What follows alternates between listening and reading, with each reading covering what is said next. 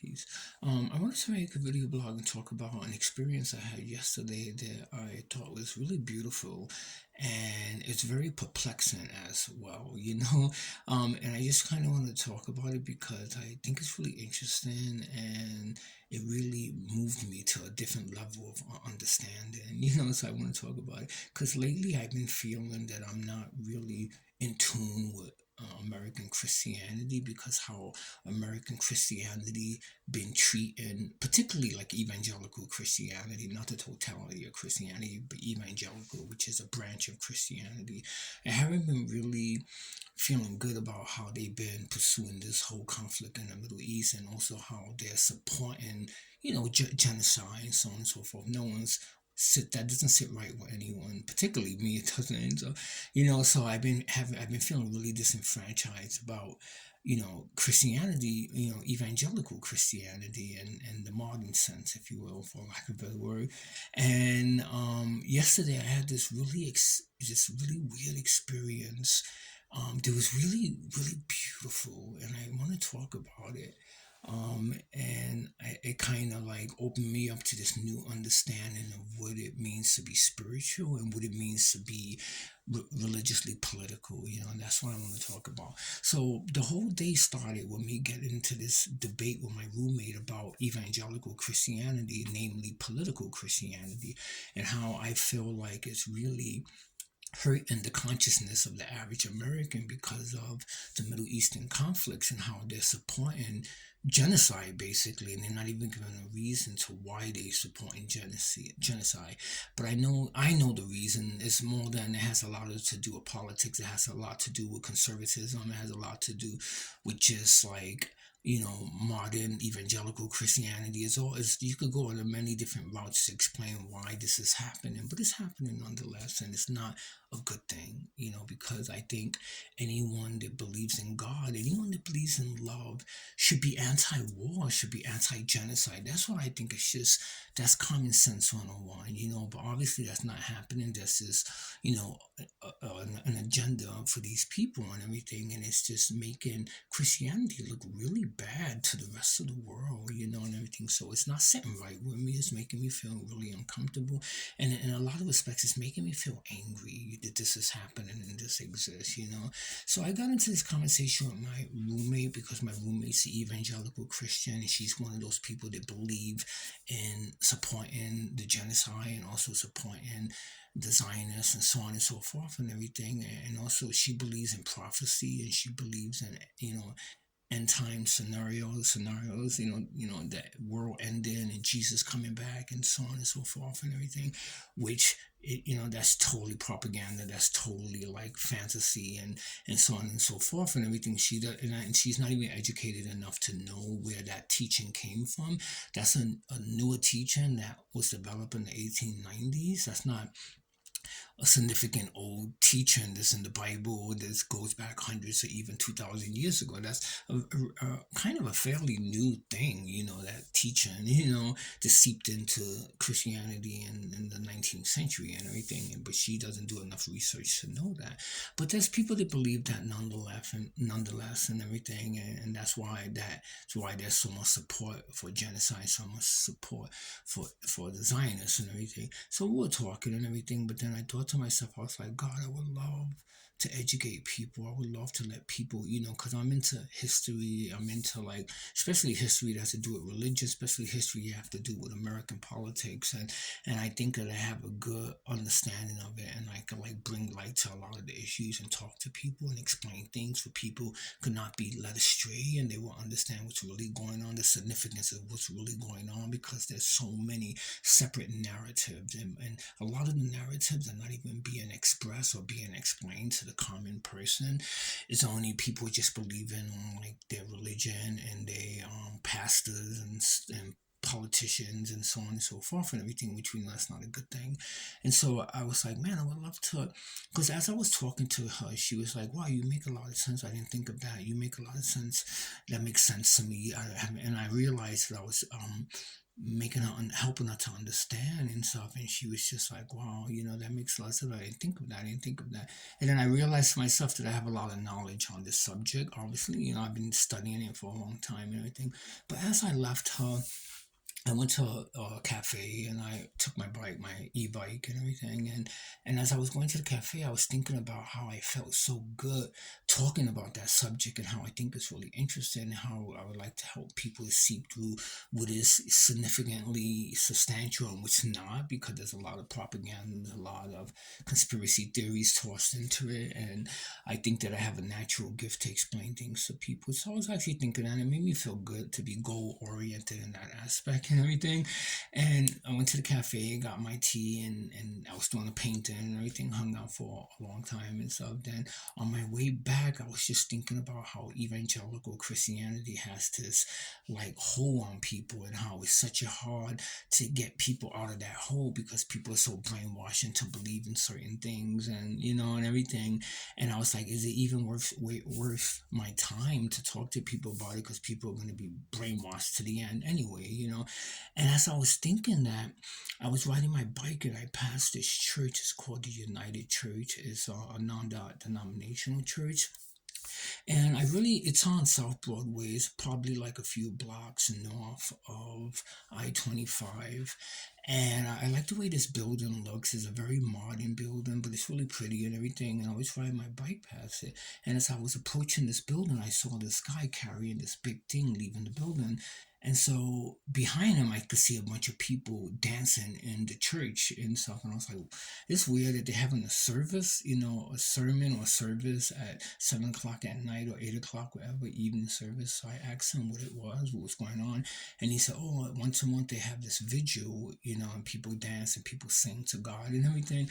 And if you want to join us, you can and everything. So I was like, okay, that's interesting. So I went inside this church. And the minute I went into this church, I knew that it was an evangelical church. And I'm like saying to myself, gosh, I don't even feel that I need to be here. I need to be around evangelical people. I just not really liking the way Christians are. And should I be in here? But as I was in this church, I realized that it was really, really beautiful. Like the songs that were being sung were just, being sung was so beautiful. And it was a mixed church. It was people in their 20s, 30s, 40s, some older people, some elderly people, and black people, Mexican people, Asian people, white people, a lot of hipsters and everything. And people would dress very like, some people would dress weird, some people would dress hip. So it's kind of a hipster church.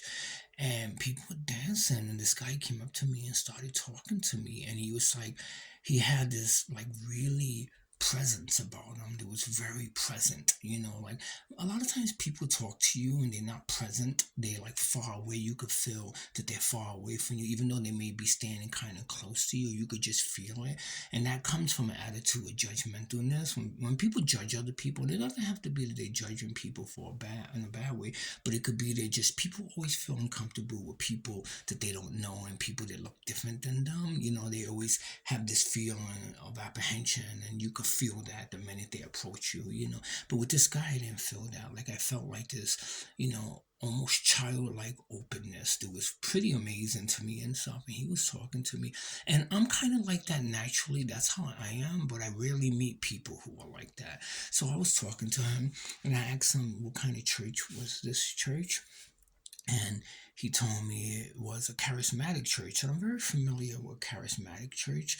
So charismatic is a movement that started like 150 years ago. And basically charismatic means charisma. And basically it came out of the holiness movement, which I'm really versed in Christian history. I know a lot about where churches started, how they began, and how they developed, because I've been studying them for a long time. So this church came out of this movement called the Holiness Movement. The Holiness Movement came out of the Pentecostal movement.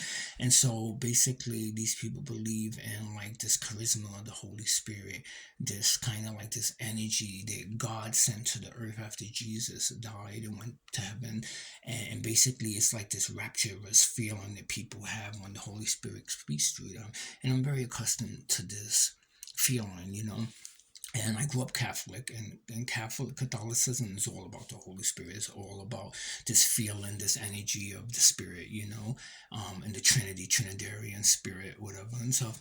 But he told me it was charismatic, and I kind of figured that much and everything. And then I stood there, and then the people were singing. There was a bunch of like really, really beautiful girls at this place. And I'm always skeptical when I go to a church when there's a lot of beautiful girls. And not because I don't think beautiful girls should believe in God, but it's like sometimes when you go into a place, it's just odd to me because I'm so accustomed to seeing beautiful girls living in the world and kind of like being part of pop culture and just like being into how they look and so on and so forth. So to me, it's weird to see them like devoting themselves to God and praying and singing and being really into this like charismatic or charisma spirit and everything. So I'm always like not skeptical, but it always throws me off and everything. And but then again, I was looking at it, I was like, wow, but it's beautiful. Like these people could be anywhere else doing anything, but they choose to be in this place, this temple, and just worshiping God and everything. So it's like really beautiful. And the songs that were being sung were like so beautiful. And then the weird thing is there was all these people singing. They weren't singing with the band, but they were singing out on the circle and like around in the corner. And they had the most beautiful voices. It was all these like angelic voices being sung, and I could just hear all these voices all around me. And I was like, oh wow, these people are like singing, and they could sing really, really good and everything. And it made me want to sing. And so I'm just standing there, and then the pastor, he comes out and he starts talking. And maybe it was just because it was a devotional night. I'm sure the Sunday service would be different. It would be more about the Bible, but this service was just a devotional service. And he was talking about just the comfort of the Holy Spirit and the comfort of God and this beautiful feeling that people have when they walk in with angels and they walk in with such a beautiful like message. And he was just talking about it and everything. And then he said, everyone unite. And the church is actually called United Church. And he said, everyone united, and all these people started to hug and get into like circles. And then all you saw was all these different people, they were of different races, just hugging one another, and like not hugging just to like pray, but just holding each other for a very long time, like 15 minutes. These people were just in this circle hugging each other. And most people would have walked into something like that, it would have freaked them out and everything. They would have been like, what the heck is this? This is like a cult and stuff. That's the obvious conclusion people are going to draw when they walk into a place and they see that, because we're just not used to seeing that. But then I thought to myself, I was like, this is what it means to be religious. This is what Jesus taught. Jesus. And I noticed that most people, and I have this experience when I go to most churches, that people are so afraid to be affectionate. Like people are so afraid to be close to other people. Like people want to be so far away from other people because they feel safe like that. And I think realistically, people don't want that. I think people suffer from abandonment issues because of how they grew up with their family, their friends, and so on and so forth, and just how this world is structured. And I think that people really want to be close to people, but they don't know how to do it, and they feel embarrassed and they feel shame and stuff. So they close themselves and they become detached from other people. And I think you find that in church as well. Like I felt that when I go to many different churches. When I go to churches, I always feel that. I always feel so far away from people. And I also feel like that when I go to clubs, and I also feel like that when I'm around people in general. Like I feel kind of, distant from people. And I know it's kind of what psychiatrists call fight and flight response. It's when you separate yourself from people because you feel safe when you're away from people, and you feel less safe when you're close to people. Because you think if you open yourself and you're vulnerable, people could take advantage of you. So most people are guarded and closed, and that's what it means to be, an introvert actually and stuff. And I always been like that, but then I realized to myself, I remember in the past I had experienced openness like that. I remember in the past I experienced being close to people and not being ashamed and feeling like I could hug people and I could be close to people and I could be part of the human family while feeling ashamed or feeling like this is wrong. And so I thought that was a beautiful thing to see people all hugging and seeing people in this like cipher circle and everything. And there was this really beautiful girl. She was singing this real beautiful song, and as she was singing the song, her hands were like, you know how people in these charismatic churches, they worship God, they raise their hands and they go like that.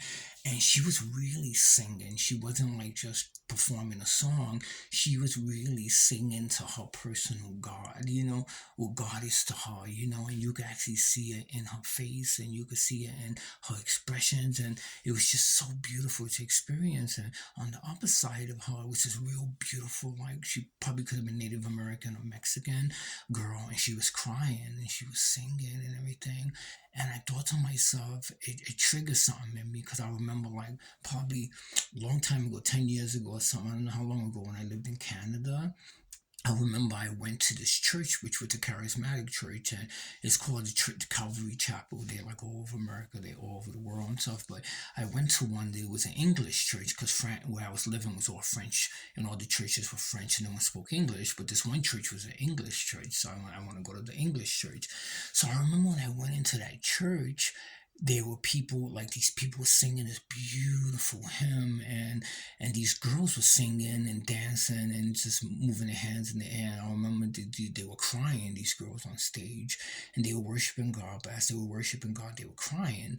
And I remember how I started to feel this emotional tumultuousness in my heart, and it was really scary to me. It was so scary to me. And I remember I ended up leaving, and I go, I don't want to be a part of this. And I thought to myself, I was like, see, those type of churches are very emotional. They tug at your emotional strings, and then for a long time I rebelled against that, and I was just like, I don't want to be a part of something that makes me feel tumultuous. I don't want to be part of something that makes me register any type of emotion inside of me and stuff, because that's just how they hook you. That's how they get you to go to church. That's how they get you to follow what they're teaching, because you have an emotional interest in it, and I just thought that wasn't a good thing. But then I started to think about Jesus. Well, this is in the present time now, because that was how I felt 10 years ago. But like now, recently, I've been thinking about like what Jesus taught, and I was thinking to myself that, he must have had taught a religion that was based on emotions. He must have had spoke about our emotions and how our emotions should conduct itself in society and everything. How we shouldn't be too emotional over things that are not healthy for us, but we should be emotional over things that are healthy for us. And I think that that's probably what he probably most likely taught, and everything. And then I thought to myself, I was like, like the world controls or destroys our emotions, and that's what everything in this world and our pop culture in America is based on, making our emotions do certain things. And if you look at even music, if you listen to country music, if you listen to rap music, if you listen to rock music, if you listen to like goth music, all music is designed to register an emotion in us, Now that emotion could be good, it could be bad. In a lot of instances, it's actually not good, because a lot of times, especially love songs, when you listen to love songs, if a person's single and a person wants a relationship and they're by themselves and they listen to a love song, it's going to make them feel bad and depressed, because even though the love song may be negative, they would think to themselves, wow, I don't care if I have a negative relationship, long as I have someone in my life.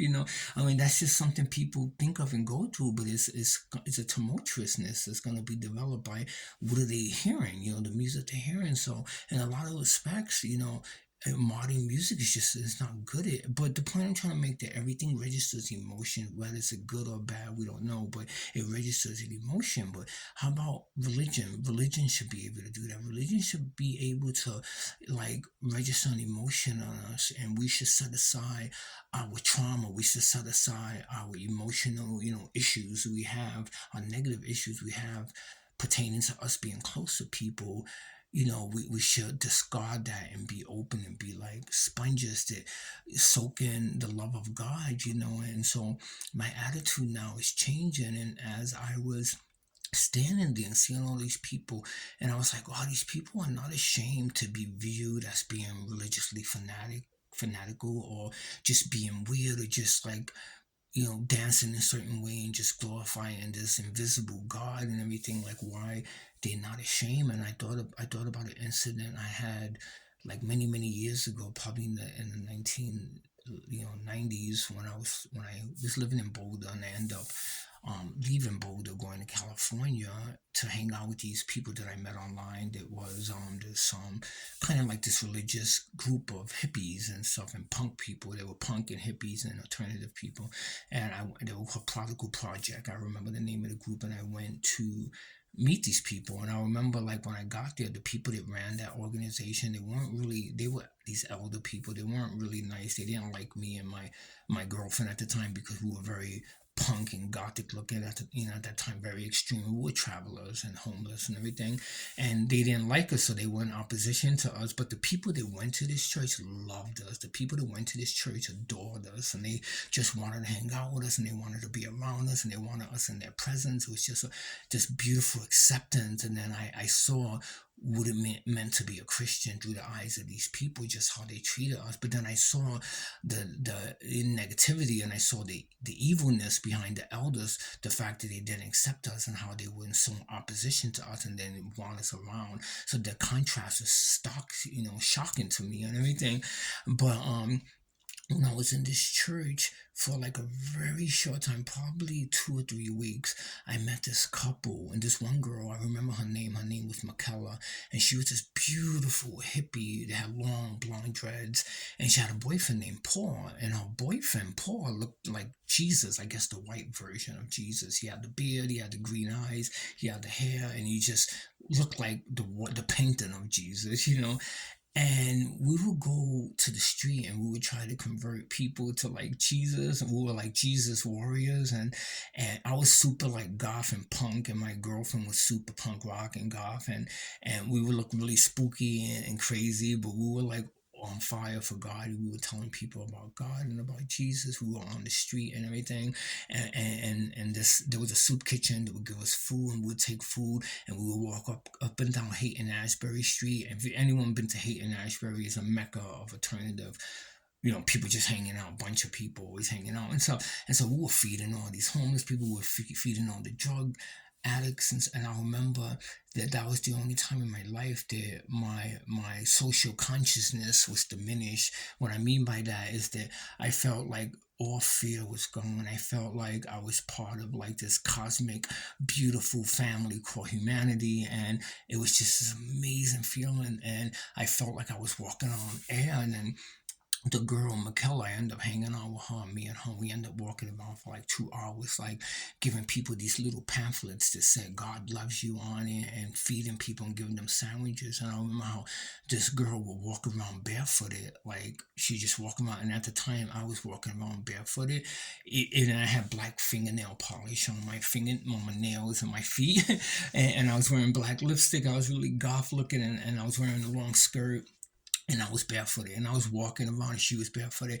And I remember how I was thinking about this monastic order, this part of the Catholic Church called the Discal Campbellites. And basically, Discal means barefoot. And I remember that's where I got my inspiration, because I read a book by this saint named Saint Clare, who developed that monastery, and how she advised all the nuns to be barefooted, to never wear shoes and everything. This is a real order. You can look it up. It's called the Discal Carmelites. And I remember I wanted to be a Carmelite. Obviously, the Carmelites, I wasn't, it's a religious order, but that's why I got my inspiration. So I would walk around barefooted, and this girl, Michaela, she would walk around, and she would get on her knees, and she would pray. And I remember how beautiful she looked when she would pray. She would just pray to God and everything. And then I would being opposite of her, and I would sit and I would pray to God and everything. And I remember one time as I was praying, this guy approached me, and this guy was totally tripping. I don't know what kind of acid he was on, but he was tripping. And so, what he told me? He's like, I saw you from across the street, and he's like, you have this light. And I'm not like bragging or saying, but this is what he told me. He's like, you have this light that was illuminating from you, and I saw it from across the street, and I just wanted to come and talk to you. I just needed to be next to that light, and I swear to God, I'm not making this up. This is true. He told me that, and that made me feel so good because it made me feel like he saw it wasn't me, but he saw the spirit of God in me, and it was illuminating out of me, and I was like, oh my God. Up until that point, I was so skeptical about my religion and about my spirituality. Like everyone else was skeptical about it. Like we could do certain things and have belief system, but a lot of times we don't believe it wholeheartedly because we want to believe, and that's why we participate in it because we want to believe. But when he told me that, I was so convinced that I was on the right path. I was so convinced that what I was doing was not only good for me, but it was good for the world and good for this guy. So he asked me, what can he do? He asked me, what can I do? What should I do? And I didn't know what he meant by that. But I guess he was asking me, what can he do in his life? So what I told him, the most logical thing was I said, you don't need drugs to see God. And that's what I thought. It's true. You don't need drugs. You don't need liquor. You don't need weed. You don't need, attention. You don't need clothes. You don't need money. You don't need nothing to have the Spirit of God in you. The Spirit of God is a free gift from heaven, from the cosmos, from space, from the universe, from wherever it comes from. We don't know where it comes from, but it's free nonetheless.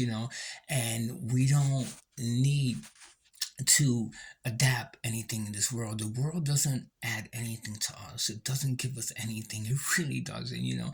And so when I told him that, he just got up and then he smiled and he walked away. And I was like, man, I hope that guy stops doing drugs. And I hope that guy realized what he saw, the light he saw in me is also the light he has within him. And he could find that light. He doesn't need to look at someone else to see that light. Just like I don't need to look for someone else to see that light. We generate that light within ourselves. And so I was so convinced that God was real. I was so convinced that my friend Michaela, that girl that was praying to a viable and real God. And I was so, but as I was thinking that, one of the elders from the church saw us on the street and came up to us and started saying that we shouldn't preach on the street. And because we shouldn't give pamphlets because the pamphlets we were given said Jah love, which is a Jamaican term that Bob Marley sung about that, but it's a Jamaican term and it means God loves you. It means God is love. That's what Jah love means. Jah is God. And the reason why we did it because we were giving all the pamphlets to street people, and a lot of street people, they understand Bob Marley, they understand that terminology, so that's why we did it. But he came up and he didn't even say any like, why you guys are praying to God, and that's beautiful and everything. But he's like, you shouldn't give these pamphlets to people because people are gonna believe in Jah, and we're not promoting Jah, but we're promoting Jesus.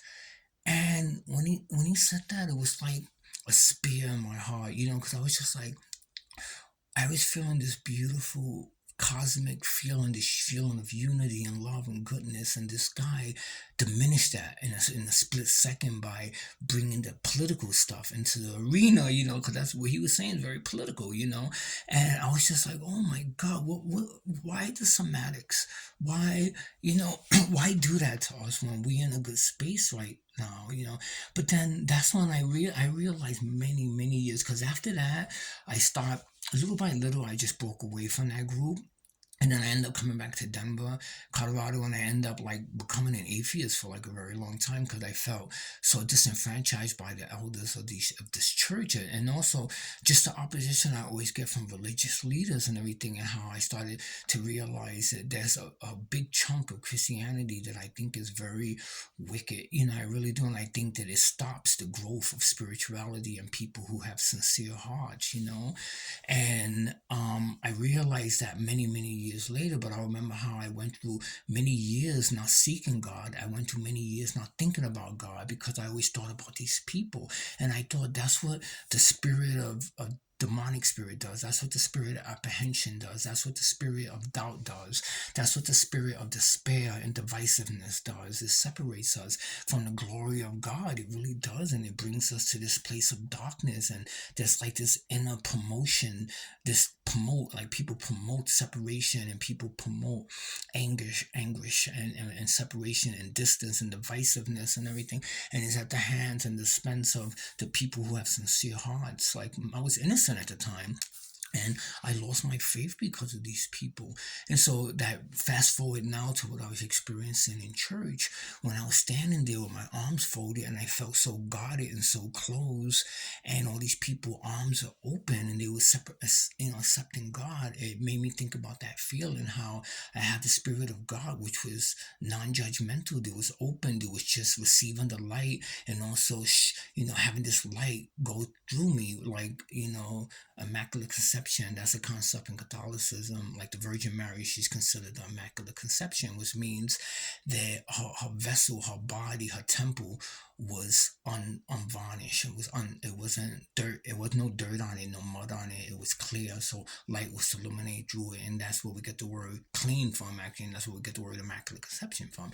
And I had felt that. I felt like I didn't have any dust on my body. I wasn't like, I didn't have mud on my temples, so the light was able to shine through me, illuminate through me, and everything. But then I realized that what is the mud, what is the dirt? That's of the world. That comes from the world. That comes from all the trauma that we have, all the stains that we have, everything that we accumulated in this sojourn, in this twisted pilgrimage that we made on this wicked world that we carry around with us. And that's why we have those slogans and those phrases like, oh, he has a lot of luggage, she has a lot of luggage. And that's just the grime, the dirt, the mud that we have in us. And we could just, through the water of baptismal, which is the sacred waters of God from, wherever it comes from, we could cleanse ourselves and we could be luminous again. We could be like crystal, where we will illuminate the light through us, the cosmic light, the cosmic ray of love, of unconditional love. We can do that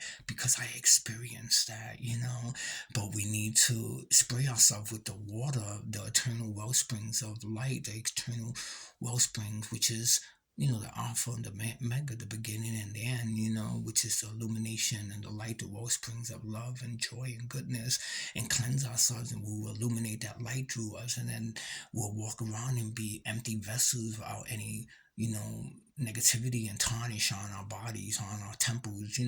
We could do that, but there's going to be people that are going to bring that mud to us. They're going to bring that grime to us. They're going to bring that dirt to us. And that's what war is. That's what murder is. That's what death is. That's what politics is.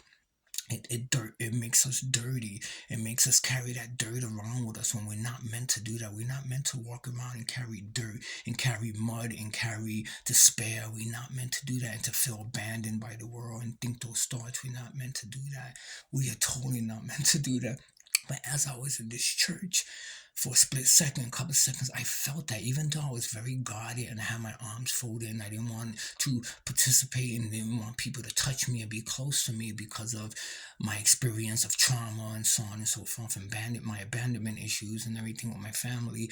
I felt like, wow, I experienced being free of those thoughts. I experienced feeling illumination through me, through the Holy Spirit, like I had experienced that. And these people, they may be young, maybe some of them may be misguided, whatever the case may be, maybe even to a certain extent brainwashed into this religion. But I know one thing: when they were worshiping, they didn't feel shame. When they were worshiping, they were having this light illuminating through them, because I saw it. I saw the light coming out of them, and I remember how I felt that and how I experienced that. And it may not last for these people. They may go to church on Sunday and hear a sermon to make them feel negative, or they may go to their jobs to deal with their family and get back to that feeling of feeling abandoned and feeling disenfranchised and feeling like no one loves them. They may go back to that. It's a struggle. You have to really, stand firm and just fight really hard to maintain that light, but who knows? But I know at that moment I had saw something that was beautiful, something that I once I experienced, and I saw a light coming out of these people that was so amazing and so beautiful. And I just want to bring myself back to that. So I'm going to really work hard to do it and everything, because I know it's viable and I know it's real. Yeah, it was pretty amazing.